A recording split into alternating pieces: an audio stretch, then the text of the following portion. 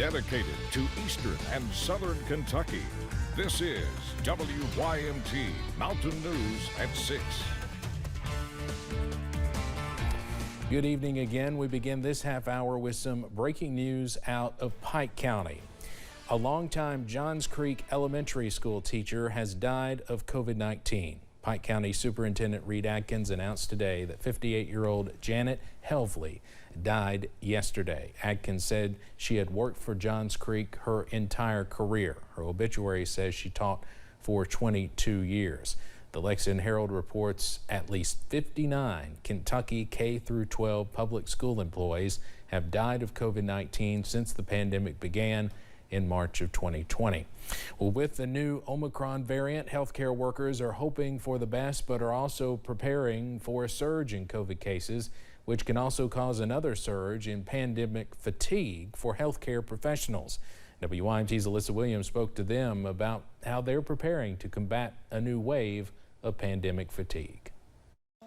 When the pandemic began, it did not take long for Rocky Jett, nursing director at the primary care centers of Eastern Kentucky, to realize it was here to stay. We found out pretty early that, as far as the volume of the patients coming in, that we were just within probably a week or two, we could see that we were probably in it for the long run. With variants and case surges taking place over the past year, pandemic fatigue is a term healthcare workers are experiencing firsthand. We've had people that have definitely questioned their calling and what they've went into it for. For the most part, we've all been able to kind of band together and strengthen each other. Healthcare professionals like Scott Lockhart at the Kentucky River District Health Department says for healthcare workers, knowing when to separate yourself from work is crucial when dealing with pandemic fatigue. Those of us in the public health community, I think a lot in different healthcare communities, we've tried to encourage our staff, our colleagues, our coworkers to as much as they can to step back, recharge the batteries. Jett adds that reminding yourself of your why can go a long way in combating pandemic fatigue. Just remember what you went into healthcare for, and it's the patients. They're coming here to us for answers. We need to be strong for them. Reminding healthcare workers to stay positive in the upcoming weeks. In Hazard, Alyssa Williams, WYMT Mountain News.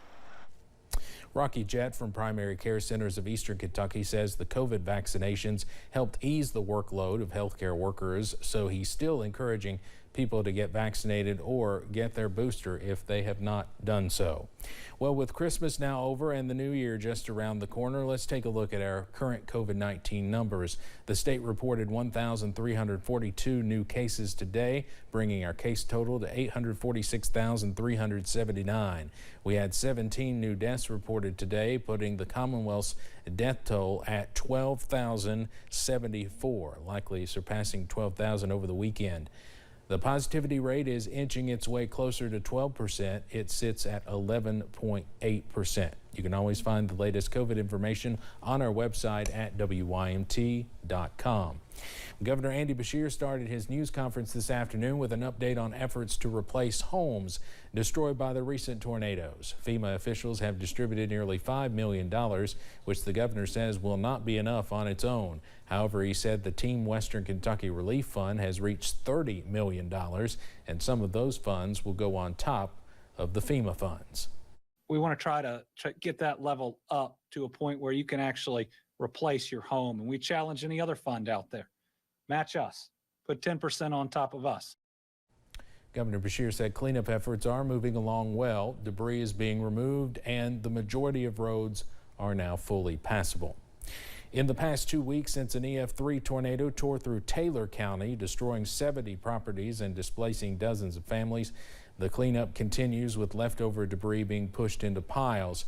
Families have been getting extra help by several organizations, including the Red Cross, and there have also been several churches and community members surveying from within the county, helping families recover, whether it's with free meals or even supplies. We have an update on our fundraising efforts for tornado victims. Gray Television, our parent company, through its Heal the Heartland and Kentucky Rises campaigns, raised more than $580,000 in counting to help with relief efforts. The partnership with the Salvation Army will help restore electricity, water, and other services that were taken out by the tornadoes. If you would like to donate, you still can. Just text HL Tornado to 51555.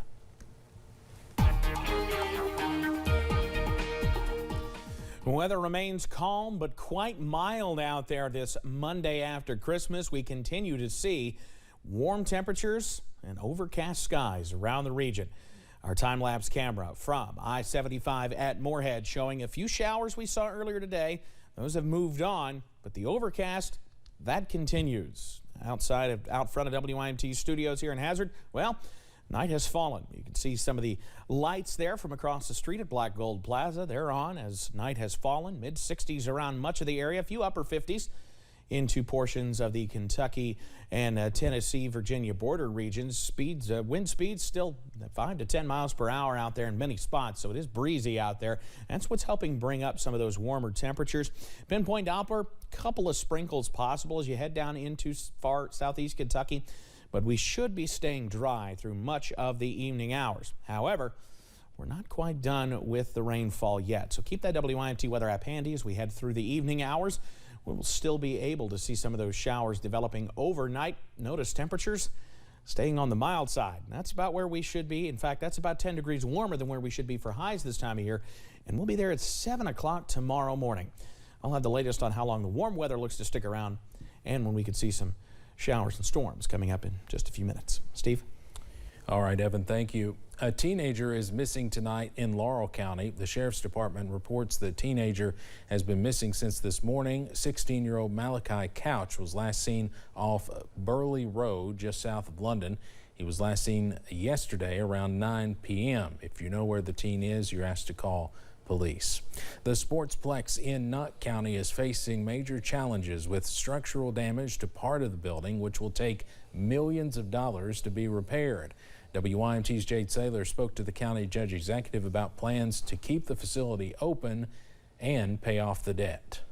The Sportsplex in Knott County is a popular spot in the community. It's a great asset to our county. It keeps a lot of kids straight-minded. It gives them something to do, a place to go to exercise, play sports. Now, there is structural damage in parts of the building, adding up to $4.5 million to repair. We don't want our taxpayer dollars going to something that is damaged, so we want to make sure that the responsible party comes forward and pays to repair these damages. A fire marshal inspected the damage and set guidelines in place to stay open safely. He requested that we barricade off.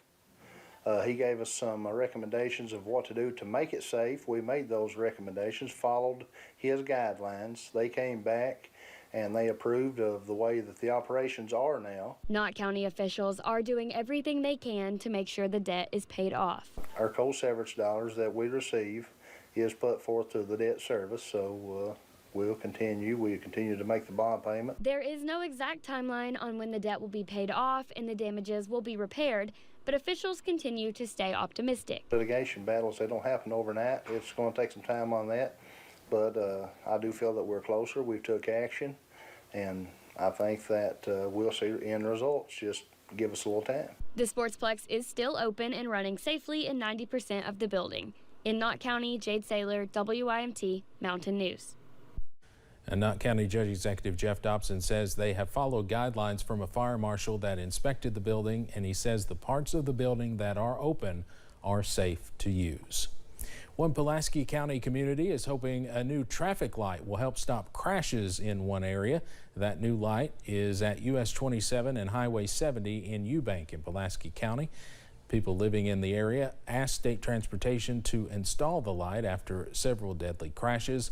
Kentucky Transportation Cabinet officials installed stoplights to help with the problem. We ask, the public just to be cautious when they come through, because the safety performance of a traffic signal, is dependent on the traffic that travels through the intersection. The new lights will be flashing for the next 2 weeks to give drivers a chance to adjust to the change. The stoplights are set to become fully operational on January 10th. With Christmas in the rear view, folks are already looking ahead to the upcoming weekend and the new year that kicks off. And with a new year comes new goals, often wrapped as New Year's resolutions. WYMT's Buddy Forbes has more about what that means for places like the Pikeville YMCA. Whether you are bouncing around the idea of a new hobby or hoping to crunch out an old habit, the season for resolutions is here. Typically, that's our big, heavy time when all the New Year's resolution comes in, usually that first month of January. For the Pikeville Area Family YMCA, the calendar change comes with a lot more than a new year. We have brought in some new employees, some new staff as far as trainers, new classes, instructors, things like that. So I think we are really equipped this year to kind of handle that. While bringing in more members who each have a specific goal in mind. Besides youth sports, we also have swimming, fitness classes, personal training, and just a whole lot of different things that people can take advantage of here around the community. Youth Sports Director Clifton Hatfield says he is always glad to see the increase in members because it is about more than meeting those personal records in the gym. A lot of people don't know what I talk about when I say there's an aha moment. It is about being part of a community where your successes are celebrated. Kids who are learning how to dribble and they finally get that aha moment and it starts to click for them. And it's a really good feeling, not just about that we're able to offer that opportunity, but to see a kid actually learn, grow, and thrive. Saying from the game to the gains, someone is there to help with your next goal. A one-stop shop is a great term that we could use because we have literally something for everybody. If you just hang in there. In Pikeville, Buddy Forbes, WYMT Mountain News. The Pikeville Area Family YMCA eliminated its sign-on fee for the month of December, encouraging folks to turn out early to get a jump on the new year and save a little money in the process. The spring feel looks to continue right through the work week. I'll have the very latest on mild and soggy conditions straight ahead. And we sit down with a Perry County man battling cancer and the inspiration that helps get him through it.